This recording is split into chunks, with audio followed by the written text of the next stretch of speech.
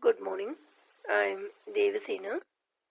In this lecture, we are going to discuss about the topic lasers and introduction.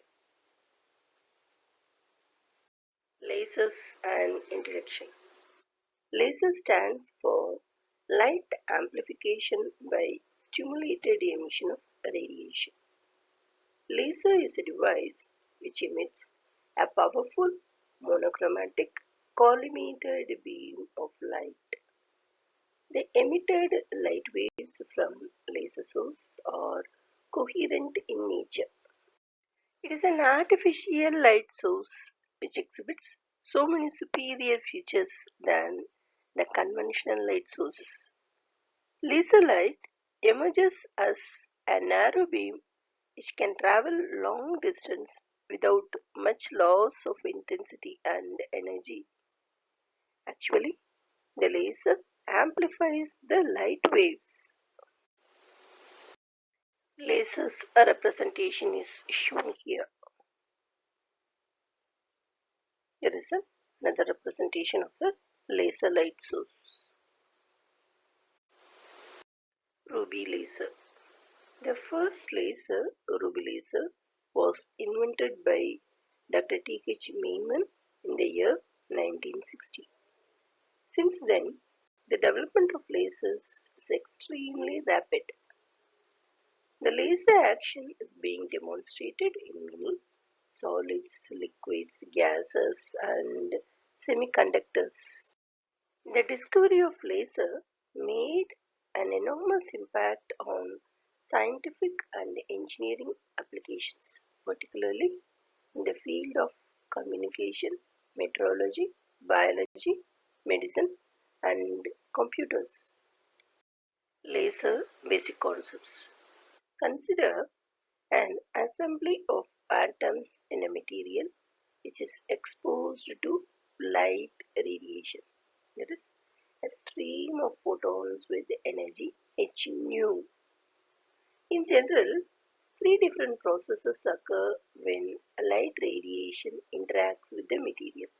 They are stimulated absorption, spontaneous emission, and stimulated emission. Let us see the laser analogy, stimulated absorption. An example we are going to see. In this diagram, we are seeing about the absorption of the water that is present in ocean's groundwater due to evaporation, and this water is being converted in the form of a vapor and is stored in clouds. So this process is analogous to stimulated absorption. Spontaneous emission analogy we are going to see now. The water that is absorbed from the water bodies are stored in clouds. When more amount of water gets stored in cloud means it returns back to the earth in the form of a rain. This process is analogous to spontaneous emission. Stimulated emission analogy we are going to discuss now. That is, the water that is present in the clouds are converted to rain with the help of stimulated emission also.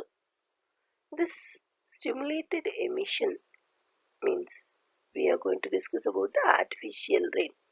This artificial rain is achieved by cloud seeding, a technology that alters weather to help induce rain in drought affected areas or to clean air. Rockets and aircraft are developed to inject silver iodide or similar substance into the atmosphere to mimic ice particles. The process makes the cloud more efficient at generating ice crystals that either fall as snowflakes or melt to produce raindrops, depending on temperatures in and around the cloud. This technique is also used to disperse fog banks near airport. Stimulated absorption. An atom in ground state with energy E1 absorbs an incident photon of energy hν and is excited to higher energy state with energy E2. This process is known as stimulated or induced absorption. Stimulated absorption representation is shown here. In this diagram, we are seeing that atoms are present in the ground state, that is E1 state. Now,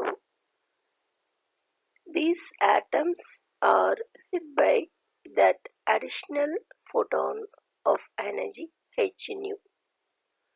Due to this, some atoms that are present in the ground state may switch over to the excited state E. This is represented in these diagrams. Stimulated absorption occurs only when the incident photon energy hν is equal to the energy difference between excited state and ground state, that is E2 minus E1. For each such a transition, a certain amount of energy is absorbed from the incident light wave. The excited atoms do not stay in the higher energy state E2 for a longer time. It is the tendency of the atoms in the excited state to come to the lower energy state. Thus, the atoms in excited state quickly return to ground state by emitting a photon of energy hν.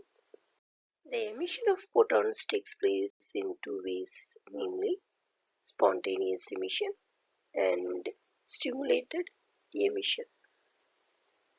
Spontaneous emission. The atom in the excited state E2, that is in the higher energy state, returns to ground state E1, that is to the lower energy state, by emitting a photon of energy hν without the influence of external agency. Such emission of light radiation, which is not triggered by any external influence, is called spontaneous emission. It's a random and also uncontrollable process. Excited state representation is shown here. In this diagram, we are seeing that when an atom absorbs energy, its electron enters a higher energy state and the atom is said to be in an excited state. When an atom's electron returns to a lower energy state, it will release energy in the form of EMR, that is light. Stimulated emission. Einstein suggested that there must be another mechanism by which atom in excited state can return to ground state. He found that there is an interaction between the atom in excited state and a photon. During this interaction, the photon triggers the excited atom to make transition to ground state. Stimulated emission representation is shown here. In this diagram, the external energy hits the atom that is present in the ground state. Due to this, it gets excited to higher energy state, and once again, if it hit it by that another energy means it has to return to the ground state. While returning from the excited state to the ground state, it emits energy in the form of a light. This is represented here. Stimulated emission of light representation is shown here.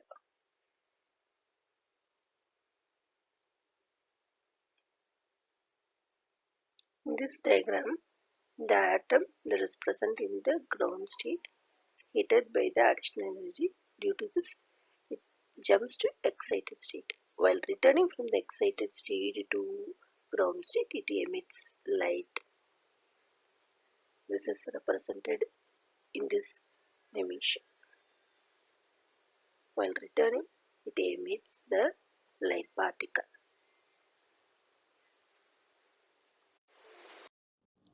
Thank you very much for listening this lecture. For further updates, kindly subscribe this channel. If you like this video means kindly share this video to your friends. Thank you.